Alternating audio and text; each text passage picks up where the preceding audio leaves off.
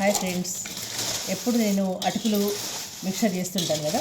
అటుకులలో ఈ కార్న్ వేస్తాను, అలాగే పల్లీలు, జీడిపప్పులు, బూందీ, కారపూస ఇలా వేసి చేస్తూనే ఉంటాను. అవి మీ అందరికీ తెలుసు. అయితే ఈసారి ఏంటంటే ఓన్లీ కార్న్ఫ్లేక్స్, వేరుశెనగ గుళ్ళు అంటే పల్లీలు వేసి చేశాను.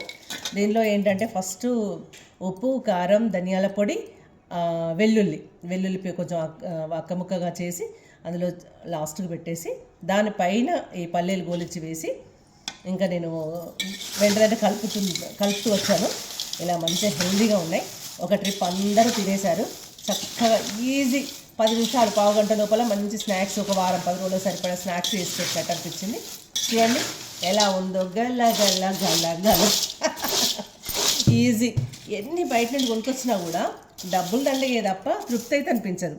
ఇలా చేసి పెట్టుకున్నాం అనుకో, ఒక వారం రోజులు 10 రోజుల వరకు. ఇప్పుడు మా ఇంట్లో అయితే ఎక్కువ మంది కాబట్టి వారం రోజులు అయితే ఖచ్చితంగా ఉంటుంది. హాయిగా ఎంజాయ్ చేస్తారు. మా పిల్లలు ఎప్పుడు హోమ్ ఫుడ్ ఇష్టపడతారు కాబట్టి ఇలా చేస్తుంటాను.